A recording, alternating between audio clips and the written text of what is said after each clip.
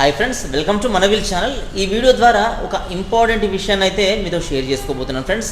అదేంటంటే మనం ప్రతి వెహికల్ కూడా ఒక ఫ్రేమ్ నెంబర్ అనేది ఉంటుంది, అంటే చాసిస్ నెంబర్ అనేది ఉంటుంది.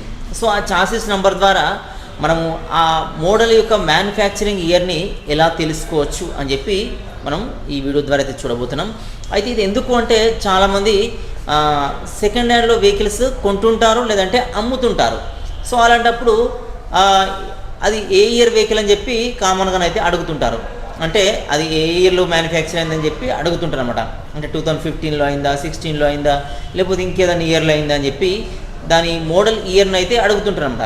సో అది ఎందుకు అంటే ఆ మోడల్ ఇయర్ని బట్టి దాని వాల్యూ అనేది డిపెండ్ అయ్యి ఉంటుందన్నమాట.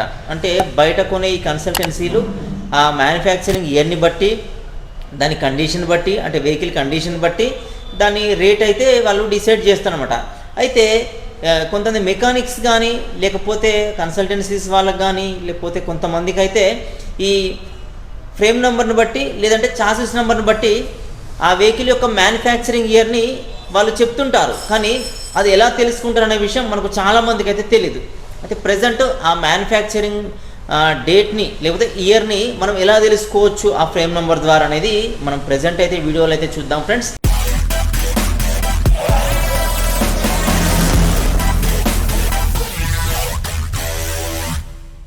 అయితే ఈ మ్యానుఫ్యాక్చరింగ్ ఇయర్ సిస్టమ్ అనేది ఎప్పుడు స్టార్ట్ అయిందంటే, అంటే మ్యానుఫ్యాక్చరింగ్ ఇయర్ని కాదు, మనకు ఒక్కొక్క కోడ్ని బట్టి ఈ మ్యానుఫ్యాక్చరింగ్ ఇయర్ అనేది డిసైడ్ చేస్తారనమాట. ఎగ్జాంపుల్, మనకు ఇక్కడ ఒక వెహికల్ అయితే ఉంది, మీరు ఇక్కడ చూడొచ్చు. సో దీంట్లో ఈ వెహికల్ ఫ్రేమ్ నెంబర్ వచ్చేసి ME4JF 49L KMG 029-500 అని చెప్పి దీని చాసిస్ నెంబర్ అయితే ఉంది.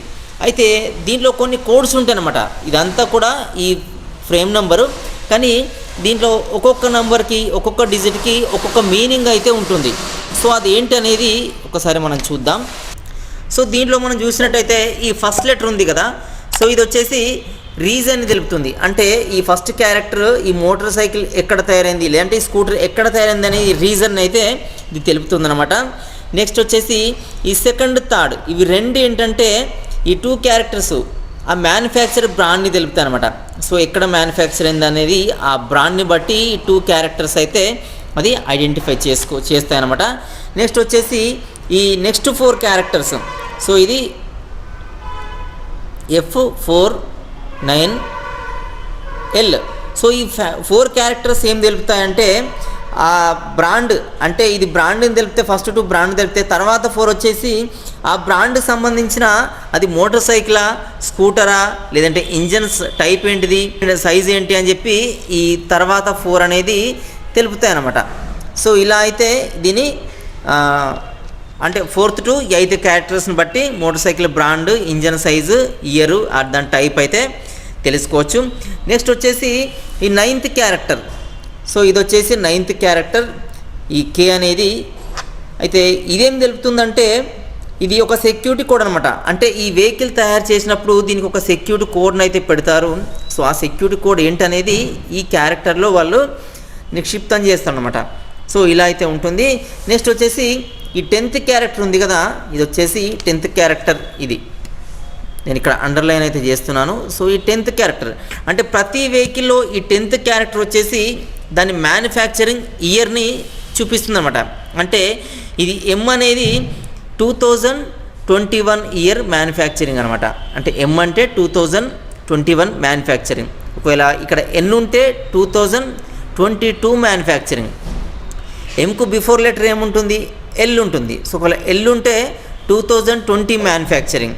సో ఇలా అయితే ఈ 10th డిజిట్ అనేది ఆ మ్యానుఫ్యాక్చరింగ్ ఇయర్ని అయితే చూపిస్తుంది. సో దీని తర్వాత ఉన్న ఈ 11th క్యారెక్టర్ ఏం ఇండికేట్ చేస్తుందంటే అది ఏ ప్లాంట్లో తయారైంది, అంటే ఈ పర్టికులర్ మోటార్ సైకిల్ కానీ, స్కూటర్ కానీ ఏ ప్లాంట్లో తయారైంది అనేది, ఈ 11th డిజిట్ అనేది ఇది ఏ ప్లాంట్లో తయారైంది అనేది మనకు తెలియజేస్తుందన్నమాట. ఈ 11th తర్వాత ఉన్న క్యారెక్టర్స్, ఈ 6 క్యారెక్టర్స్ ఉంటాయి తర్వాత మళ్ళీ ఈ 0 to 9 నుంచి 500. ఈ 6 క్యారెక్టర్స్ ఏం తెలియజేస్తాయంటే ఈ లాస్ట్ 6 ఉన్నాయి, serial number of the motor cycle లేదంటే సీరియల్ నెంబర్ ఆఫ్ ద స్కూటర్ని ఇవి తెలియజేస్తాయి అనమాట. సో ఈ చాసిస్ నెంబర్లో ఇంత మ్యాటర్ అయితే ఉంటుంది. సో దీంట్లో ఫస్ట్ క్యారెక్టర్ వచ్చేసి మోటార్ సైకిల్ బిల్ట్ని, అంటే అది ఏ రీజన్లో ఎక్కడ తయారైందని తెలిపితే, తర్వాత 2 క్యారెక్టర్స్ వచ్చేసి ఆ మ్యానుఫ్యాక్చర్ ఎవరు అనేది ఈ 2 క్యారెక్టర్స్ అయితే తెలుపుతుంది.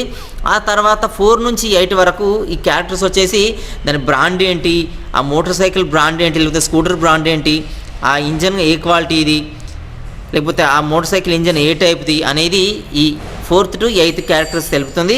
తర్వాత 9th క్యారెక్టర్ వచ్చేసి దాంట్లో ఒక సెక్యూరిటీ కోడ్ ఉంటుంది అనమాట.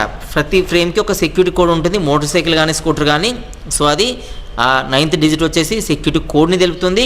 తర్వాత 10th డిజిట్ వచ్చేసి మ్యానుఫ్యాక్చరింగ్ ఇయర్ని తెలుపుతుంది. అయితే ఇక్కడ ఎంఎన్ ఉన్నది కాబట్టి అది 2021 మ్యానుఫ్యాక్చరింగ్ అయితే చెప్తున్నాను. అయితే ఈ ఎంఎన్కే ఇలాంటి, సో ఇవి ఎందుకు మ్యానుఫ్యాక్చరింగ్ చూపిస్తాయనేది నేను ఇంకా కంటిన్యూషన్ వీడియోలో అయితే చెప్తాను. నెక్స్ట్ ఈ 11th డిజిట్ వచ్చేసి అది ప్లాంట్ అసెంబ్లీ ఎక్కడైంది, అంటే ఏ ప్లాంట్లో అసెంబ్లీ అయింది మోటార్ సైకిల్ అనేది అది తెలుపుతుంది అనమాట. సో ఈ జీ అనేది. ఆ తర్వాత ఉన్న ఈ 6 లెటర్స్ ఏంటంటే ఈ పర్టికులర్ వెహికల్ యొక్క సీరియల్ నెంబర్ని అవి తెలుపుతాయి అనమాట. సో ఇలా మనము ఈ ఫ్రేమ్ నెంబర్ని బట్టి అయితే ఈ వెహికల్ డీటెయిల్స్ అయితే తెలుసుకోవచ్చు. అయితే మనకి ఇవన్నీ పెద్దగా అవసరం లేదు, ఎందుకంటే అవన్నీ కోడ్స్ రూపంలో ఉంటాయి. బట్ ఈ 10th డిజిట్ ఏదైతే ఉంటుందో ఒక ఫ్రేమ్ నెంబర్లో లేదంటే చాసిస్ నెంబర్లో, ఆ 10th డిజిట్ని బట్టి మనకు వెహికల్ ఎప్పుడు తయారైందని చెప్పి దాని మ్యానుఫ్యాక్చరింగ్ ఇయర్ని అయితే తెలుసుకోవచ్చు ఫ్రెండ్స్ చూసారు కదా, ఈ 10th డిజిట్ ఏదైతే ఉంటుందో అది ఆ లెటర్ వచ్చేసి మ్యానుఫ్యాక్చరింగ్ ఇయర్ని చూపిస్తుంది. అయితే ఇక్కడ నేను కే అని చూపించాను. ఈ కే అనేది 2021 అని చెప్పాను. అది 2021 ఎందుకు అనేది ఇప్పుడు చెప్తాను. సో దీంట్లో ఏంటంటే 1980 నుంచి ఈ 10th డిజిట్లో ఏదైతే లెటర్ ఉంటుందో అది ఇయర్ని చూపిస్తుందని చెప్పాను కదా. ఈ సిస్టమ్ 1980 నుంచి, అంటే 1980 నుంచి ఈ సిస్టమ్ అనేది స్టార్ట్ అయింది. అప్పుడు 1980లో ఆ ఇయర్కి ఈ 10th డిజిట్లో ఏ అనే డిజిట్ ఇచ్చారు. అంటే ఏ నుంచి వై దాకా ఈ డిజిట్లు అయితే ఉంటాయి. సో 1980 నుంచి వై దాకా ఇస్తే 2000 ఇయర్లో మ్యానుఫ్యాక్చరింగ్ అయిన ఆ వెహికల్కి ఈ 10th డిజిట్లో వై ఉంటుంది. అంటే అప్పుడు వై ఉంటే అది 2000 ఇయర్లో మ్యానుఫ్యాక్చరింగ్ అయింది అన్నట్టు మనం తెలుసుకోవచ్చు అనమాట.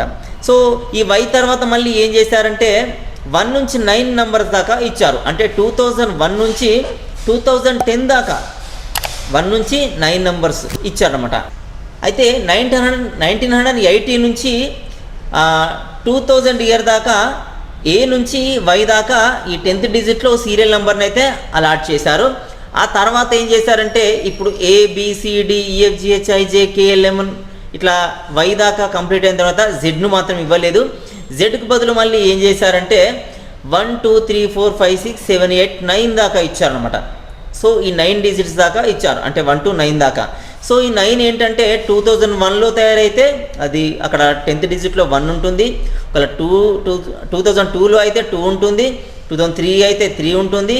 సో అలా 9 డిజిట్స్ ఇచ్చారు కదా. ఆ 2009లో తయారైన వెహికల్కి 9 నెంబర్ ఉంటుంది. సో ఈ 9 తర్వాత మళ్ళీ ఏం చేశారంటే 2009 తర్వాత 2010 నుంచి మళ్ళీ ABC అలా నంబర్స్ అయితే ఇవ్వడం స్టార్ట్ చేశారు. అలా ఇచ్చుకుంటూ పోతే ఇప్పుడు 2022 వచ్చింది. అయితే ఇక్కడ ఏంటంటే ప్రజెంట్ ఈ ఇయర్ రన్నింగ్ ఏంటంటే ఎన్ నెంబర్ వస్తుంది. అంటే 2010 నుంచి ఇప్పటిదాకా ఈ లెటర్స్ని బట్టి చూస్తే ఎన్ నెంబర్ అనేది వస్తుంది. ఒకవేళ మనం 2000 ఇయర్ని చూసినట్టయితే, అంటే 2010 ఇయర్ని చూసినట్టయితే అక్కడ ఏ ఉంటుంది. 2011కి బి, 2012కి సి, 2013కి డి, 2014కి ఈ, 2015కి ఎఫ్, 2016కి జి, 2017కి హెచ్, 2018కి జే, 2019కి కే, 2020కి ఎల్, 2021కి ఎం, 2022కి ఎన్. సో ఇలా ఈ 10th డిజిట్ ఏదైతే ఉంటుందో ఇక్కడ ఇది ఎం అని చూపించాను కదా.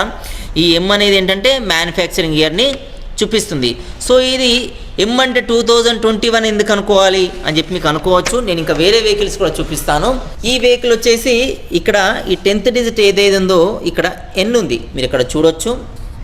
1 2 3 4 5 6 7 8 9 10. సో ఇక్కడ ఈ 10th డిజిట్ ఏదైతే ఉందో ఇది ఇక్కడ ఎన్ అని ఉంది. ఎన్ అంటే ఇది 2022లో మ్యానుఫ్యాక్చరింగ్ అయిన వెహికల్ అనమాట. ప్రీవియస్ ఇక్కడ ఎం ఉండే అది 2021లో మ్యానుఫ్యాక్చరింగ్ అయిన వెహికల్ అనమాట. సో ఇంకొక కోడ్ కూడా మీకు చూపిస్తాను. ఇక్కడ 10th డిజిట్లో వచ్చేసి ఎల్ ఉంది, మీరు ఇక్కడ చూడొచ్చు. ఎల్ అనేది మీరు ఇక్కడ ప్రింట్ అయి ఉంది. సో ఈ ఎల్ ఏం చూపిస్తుందంటే ఇది 2020లో మ్యానుఫ్యాక్చరింగ్ అయిన వెహికల్ అనమాట. సో కాబట్టి ఇక్కడ ఎల్ అనే సింబల్ అయితే కనిపిస్తుంది. సో ఇలా ఎల్ ఉంటే 2020, ఒకవేళ ఎం ఉంటే 2021, ఈ 10th డిజిట్లో ఎన్ ఉంటే 2022. సో ఇంకా మనకు 2023 అయితే రాలేదు. బట్ ఈ 10th డిజిట్ని బట్టి మనం వెహికల్ యొక్క మ్యానుఫ్యాక్చరింగ్ ఇయర్ని అయితే తెలుసుకోవచ్చు అనమాట. సో ఫ్రెండ్స్ చూసారు కదా, ఈ ఇయర్ని బట్టి అంటే 10th డిజిట్లో ఉన్న ఆ కోడ్ని బట్టి మనం ఆ వెహికల్ ఎప్పుడు తయారైందని చెప్పి దాని మ్యానుఫ్యాక్చరింగ్ ఇయర్ని అయితే మనం తెలుసుకోవచ్చు ఫ్రెండ్స్. సో ఇది ఈ వీడియో చూసిన వాళ్ళందరికీ తెలుస్తుంది, ఎందుకంటే మీకు అర్థమయ్యే విధంగానైతే నేను చెప్పానని అనుకుంటున్నాను. అయితే ఈ సీక్రెట్ అనేది చాలామందికి అయితే తెలియదు. వెహికల్ కొనే వాళ్ళకు తెలియదు, వెహికల్ అమ్మే వాళ్ళకు తెలియదు, వెహికల్ నడిపే వాళ్ళకు కూడా తెలియదు. కానీ కొంతమంది మెకానిక్స్కి అయితే తెలిసింది. అంతేందుకంటే చాలామంది మెకానిక్స్ కూడా ఈ విషయం అయితే తెలియదు. ఈ సీక్రెట్ కోడ్ అనేది ఉంటుంది. సో ఇది మ్యానుఫ్యాక్చరింగ్ ఇయర్ని తెలుపుతుందని చాలామంది మెకానిక్స్ కూడా తెలియదు. బట్ వాళ్ళ ఇంట్రెస్ట్ బట్టి ఏమన్నా తెలుసుకుంటే వాళ్ళకైతే తెలుస్తుంది. సో ఇదే కాకుండా కన్సల్టెన్సీ వాళ్ళు కూడా ఇలా చూస్తారు.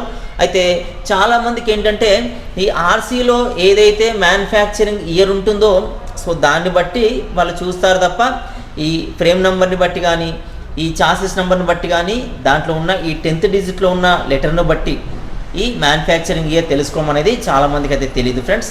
సో మీరు ఎవరైతే ఈ వెహికల్స్ అయితే కొంటారో నడుపుతారో వెహికల్స్ గురించి ఇంట్రెస్ట్ ఉంటుందో మీకు అవగాహన ఉండాలి. కాబట్టి సో మీకు ఇన్ఫర్మేటివ్గా ఉండడం కోసం నేను వీడియో అయితే చేస్తున్నాను ఫ్రెండ్స్. ఎందుకంటే ఇది అందరికీ అవసరమే. ఇప్పుడు మనం వెహికల్ కొని ఒక 1 year 2 year నడిపేసి తర్వాత అమ్మేస్తాం కావచ్చు, లేకపోతే తర్వాత యూజ్ చేస్తామో లేదో తర్వాత విషయం. కానీ మనకు వెహికల్స్తో మనకు సంబంధం ఉన్నన్ని రోజులు కూడా మనకు ఈ సీక్రెట్ కోడ్స్తో అయితే అంటే మ్యానుఫ్యాక్చరింగ్ డేట్తో అయితే మనకి ఏదో ఒక టైంలో అవసరం అయితే ఉంటుందన్నమాట. సో దానికోసం అయితే నేను ఈ వీడియో అయితే చేస్తున్నాను ఫ్రెండ్స్. సో ఈ వీడియో మీకు ఇన్ఫర్మేటివ్గా అనిపించిందని అయితే అనుకున్నాను ఫ్రెండ్స్. వాళ్ళ వీడియో మీకు నచ్చితే లైక్ చేయండి, ఇంకా నా ఛానల్ అయితే సబ్స్క్రైబ్ చేసుకోండి.